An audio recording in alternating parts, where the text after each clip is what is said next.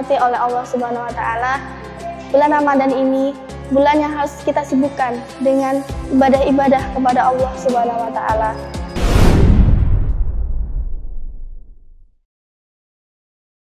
Bismillahirrahmanirrahim. Assalamualaikum warahmatullahi wabarakatuh. Nahmadu wa nasta'inuhu wa nastaghfiruhu wa na'udzubillahi min syururi anfusina may yahdihillahu fala mudhillalah wa may yahdihillahu fala hadiyalah. Rabbi shrah li sadri wa yassir li amri wahlul 'uqdatam min lisani yafqahu qawli. Allahumma shalli wa sallim ala sayyidina Muhammad wa ala alihi washabihi ajmain, amma ba'du. Pertama-tama, malah kita bersyukur kepada Allah Subhanahu wa taala atas segala nikmat yang telah diberikan, mulai dari nikmat iman, nikmat Islam, nikmat sehat, dan nikmat-nikmat yang lainnya. Salawat serta salam tidak lupa kita kirimkan kepada Nabiullah Khatamul Anbiya, yakni Nabi Muhammad sallallahu alaihi wasallam. Semoga dengan kita sering membaca salawat, kita bisa mendapatkan pertolongan beliau di hari akhir nanti. Amin. Teman-teman yang berbahagia, Ramadan sudah ada di depan mata. Sebagai seorang muslim, sudah sepatutnya kita berbahagia. Sudah sepatutnya kita bersyukur karena atas nikmat Allah kita masih diberikan umur untuk bisa beribadah di bulan Ramadan ini. Bulan yang penuh ampunan, bulan yang penuh dengan keberkahan. Namun teman-teman, tidak sedikit yang gagal di bulan Ramadan ini. Kenapa bisa gagal? Padahal kita melakukan ibadah puasa, kita melakukan salat tarawih, kita melakukan sedekah, dan melakukan ibadah-ibadah yang lainnya. Kenapa Ramadan kita bisa gagal? Apa sih penyebab gagalnya Ramadan kita? Yang pertama adalah kita lupa untuk bertawakal, bergantung dan meminta pertolongan kepada Allah Subhanahu wa taala. Teman-teman yang berbahagia, ketika Ramadan datang, seringkali kita sombong. Seperti, ya kan, tahun lalu saya sudah pernah menjalankan ibadah puasa juga, bertemu dengan Ramadan juga. Ya pasti ya gitu-gitu aja. Naudzubillah ya teman-teman, jangan sampai kita berpikir seperti itu. Jangan sampai kita meringankan bulan Ramadan ini. Kenapa? Karena para nabi, para ulama untuk menyambut bulan Ramadan ini, beliau ini sudah menyiapkan dengan persiapan yang sangat matang. Ada yang menyiapkan sampai 6 bulan, ada yang sampai 3 bulan, ada yang sebulan. Atau, sedangkan kita, nabi bukan, ulama bukan, kok tidak ada persiapan sama sekali untuk menyambut bulan yang penuh istimewa ini, bulan yang penuh dengan ampunan, bulan yang penuh dengan keberkahan. Nah, maka dari itu teman-teman, seringkali ketika bulan Ramadan ini datang, seringkali kita lalai, kita lupa kepada Allah Subhanahu wa taala. Kita lupa minta petunjuk dan hidayah kepada Allah Subhanahu wa taala. Maka dari itu, jangan lupa selalu kita libatkan Allah. Selalu kita meminta kepada Allah Subhanahu wa taala agar kita diberikan petunjuk dan hidayah.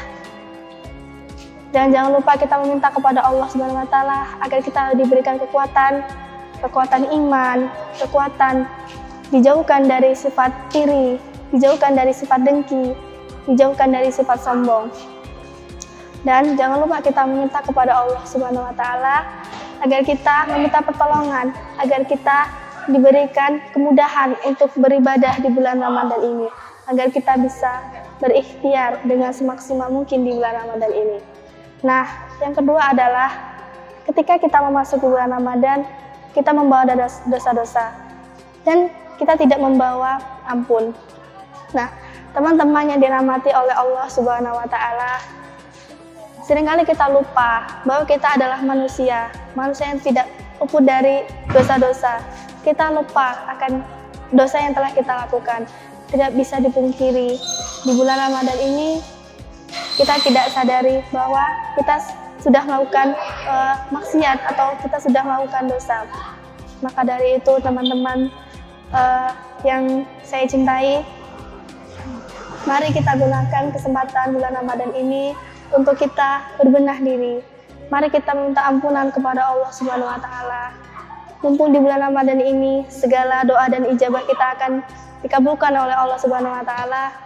Mari kita perbanyak doa kita kepada Allah Subhanahu wa taala, memohon ampun agar Allah ijabah doa-doa kita. Nah, yang ketiga adalah tidak ada schedule di bulan Ramadan, atau kita udah ada schedule tapi kita tidak jalani schedule tersebut. Nah, teman-teman yang dirahmati oleh Allah Subhanahu wa taala,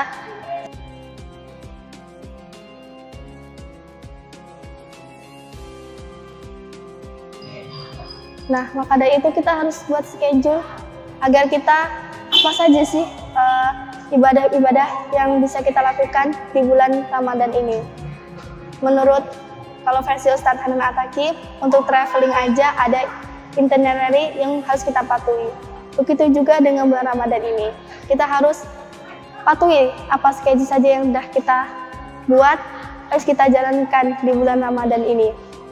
Maka dari itu, buat schedule dari sekarang, apa yang target-target apa yang harus kita capai di bulan Ramadan ini, seperti harus berapa kali khatam di bulan Ramadan ini, berapa sedekah yang harus kita keluarkan, atau jangan sampai salat tarawih kita bolong-bolong atau puasa kita bolong-bolong. Maka dari itu teman-teman, mari kita maksimalkan, mari kita tingkatkan lagi ibadah kita di bulan suci Ramadan ini, karena kita tidak tahu umur atau ajal kita menjemput. Maka dari itu jangan sampai kita lalai di bulan Ramadan ini. Jangan sampai kita termasuk orang-orang yang merugi atau orang-orang yang celaka. Nah, teman-teman yang dirahmati oleh Allah Subhanahu wa taala, bulan Ramadan ini adalah bulan yang sangat istimewa, bulan yang penuh ampunan, bulan yang penuh dengan keberkahan. Mari kita introspeksi terlebih dahulu di bulan Ramadan tahun lalu, apa saja yang ibadah apa yang kurang di tahun lalu kita bisa perbaiki, kita bisa tingkatkan lagi di bulan Ramadan ini agar kita bukan termasuk orang-orang yang celaka atau orang-orang yang merugi. Jadikan momen Ramadan ini untuk kita bisa meningkatkan ketakwaan kita kepada Allah Subhanahu wa taala. Kita lebih mendekatkan diri kepada Allah Subhanahu wa taala.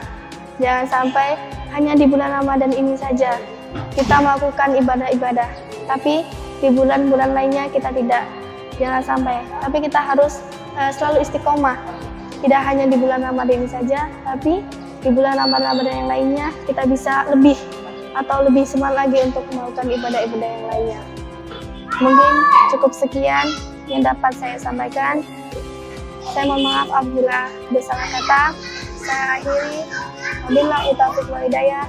Wassalamualaikum warahmatullahi wabarakatuh.